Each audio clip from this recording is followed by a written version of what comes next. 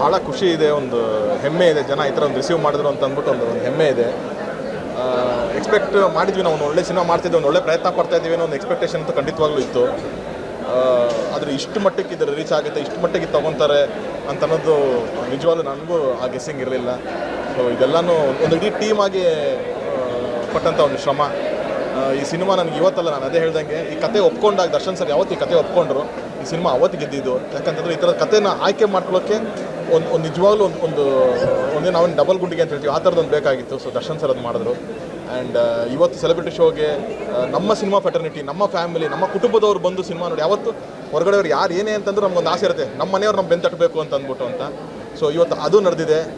ಅದು ಎಸ್ಪೆಷಲಿ ನನಗೆ ಉಪ್ಪಿ ಸರ್, ಯಾಕಂತಂದರೆ ನೀವಲ್ಲಿ ಕೆಲವಾರು ನನ್ನ ಆಫೀಸ್ಗಳಿಗೆ ಬಂದಿದ್ದೀರಾ. ನೀವು ನನ್ನ ಆಫೀಸಲ್ಲಿ ನನ್ನ ಗೋಡೆ ಮೇಲೆ ಹಲವಾರು ನಿರ್ದೇಶಕರುಗಳ ಫೋಟೋ ಇದೆ, ನನಗೆ ಒಂದು ಇನ್ಸ್ಪಿರೇಷನ್ ಅಂತ ಅಂದ್ಕೊಳ್ತೀನಿ.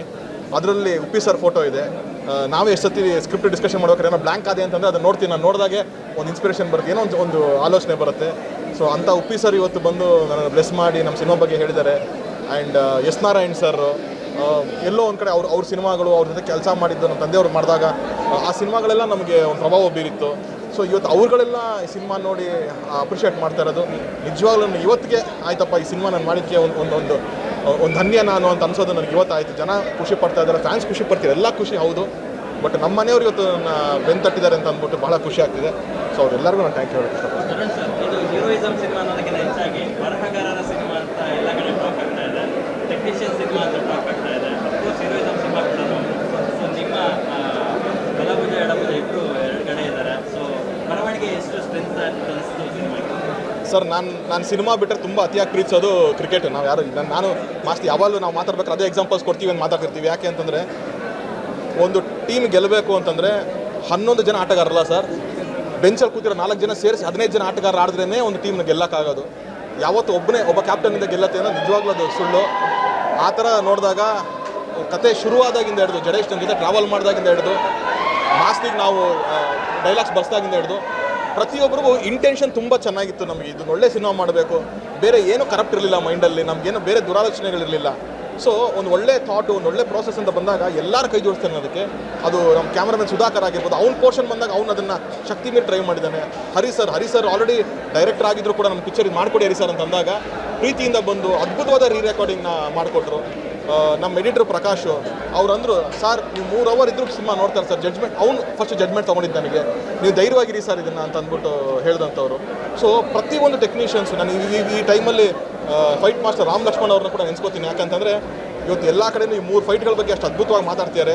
ಸೊ ಅವರಷ್ಟು ಬ್ಯುಸಿ ಇದ್ದರೂ ಕೂಡ ಬಂದು ನಮ್ಮ ಜೊತೆ ಟ್ರಾವೆಲ್ ಮಾಡಿ ಕಥೆನ ಕೇಳ್ಕೊಂಡು, ಕತೆ ಒಳಗಡೆ ಅವರು ಒಂದು ಎಮೋಷನ್ಸ್ನ ಇಟ್ಕೊಂಡೇ ಸೀನ್ಸು ಆ್ಯಕ್ಷನ್ನ ಪ್ಲ್ಯಾನ್ ಮಾಡಿಕೊಟ್ರು.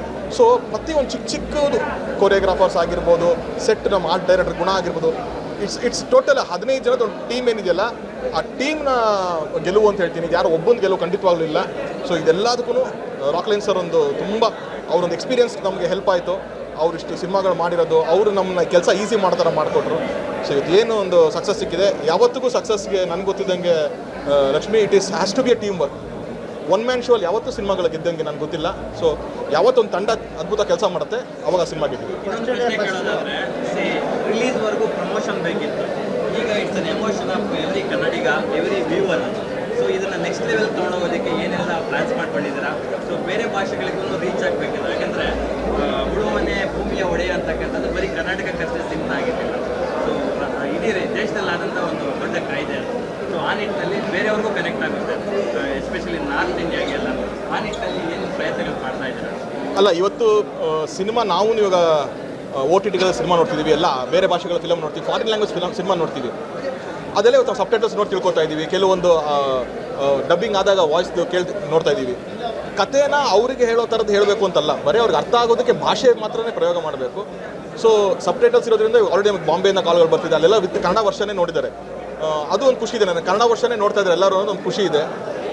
ಇವಾಗ ನಮ್ಗೆ ತೆಲುಗು ತಮಿಳಿಂದೆಲ್ಲ ಕೇಳೋಕ್ಕೆ ಶುರು ಮಾಡಿದ್ದಾರೆ, ಕೊಡಿ ಸರ್ ನಾವು ಡಬ್ಬಿಂಗ್ ಮಾಡಿ ನಾವು ರಿಲೀಸ್ ಮಾಡ್ತೀವಿ ಅಂತ. ಸೊ ರಾಕ್ಲೈನ್ ಸರ್ ಅದರದ್ದು ಪ್ರೊಸೆಸಲ್ಲಿದ್ದಾರೆ. ನಾವು ಫಸ್ಟೇ ಪ್ರಿಪೇರ್ ಆಗಿದ್ವಿ, ನಾವು ಡಬ್ಬಿಂಗ್ ಮಾಡ್ತೀವಿ, ಮಾಡಿ ಇಟ್ಕೊಳ್ಳೋಣ ಅಂತಲೇ ಒಂದು ರೆಡಿ ಇತ್ತು ನಮ್ಮ ಹತ್ರ, ಇನ್ ಕೇಸ್ ಈ ಥರದ್ದೇನೋ ಬರುತ್ತೆ ಅಂತಂದಾಗ. ಸೊ ಅದ್ರದ್ದು ಮಾತುಕತೆ ನಡೀತಾ ಇದೆ ಎನಿ ಟೈಮ್. ಅಲ್ಲಿ ತುಂಬ ದೊಡ್ಡ ಪ್ರೊಡಕ್ಷನ್ ಹೌಸ್ಗಳು ಮಾತಾಡ್ತಾರೆ. ಈ ಪಿಕ್ಚರ್ ತೆಲುಗಲ್ಲಿ ರಿಲೀಸ್ ಮಾಡೋದಕ್ಕೆ ತುಂಬ ದೊಡ್ಡ ದೊಡ್ಡ ಪ್ರೊಡಕ್ಷನ್ ಹೌಸ್ಗಳು ಬಂದಿದೆ. ಸೊ ಎನಿ ಟೈಮ್ ಅದು ಅಫಿಷಿಯಲ್ ಆಗಿ ಆಗ್ಬೋದು. Number 1 main dealer Srinandi Suzuki showroom ಇದೀಗ ಕೋಲಾರ ಜಿಲ್ಲೆಯಲ್ಲಿ ಅದ್ದೂರಿಯಾಗಿ ಪ್ರಾರಂಭವಾಗಿದೆ. ಇಲ್ಲಿ ಗ್ರಾಹಕರು ಸುಲಭವಾದ ಸಾಲ ಸೌಲಭ್ಯ, ಕಡಿಮೆ ಬಡ್ಡಿ ದರ ಮತ್ತು ಆಕರ್ಷಕ ಬಹುಮಾನಗಳನ್ನು ಪಡೆಯಬಹುದು. Srinandi Suzuki showroom number 16/3 NH 75 bypass service road, Tekal bridge ಹತ್ತಿರ, ಪೇಟೆ, ಚಾಮರಹಳ್ಳಿ. Mobile number 9740525289 9353486342. ಸ್ವಾದಿಷ್ಟತೆಯ ಸ್ವಾದ, ತಾಜಾತನದ ಆಹ್ಲಾದ, ಉತ್ತಮ ಆರೋಗ್ಯ ಮತ್ತು ಹೆಚ್ಚಿನ ರೋಗ ನಿರೋಧಕ ಶಕ್ತಿಯ ವೃದ್ಧಿಗೆ ಈಗ ನಿಮಗೆ ಸಿಗುತ್ತಿದೆ ಉತ್ತಮ ಗುಣಮಟ್ಟದ ಪೌಷ್ಟಿಕಾಂಶ. Shri Vaidik millet health mix, ಇದು ಸಿರಿಧಾನ್ಯಗಳ ಸಂಪತ್ತು.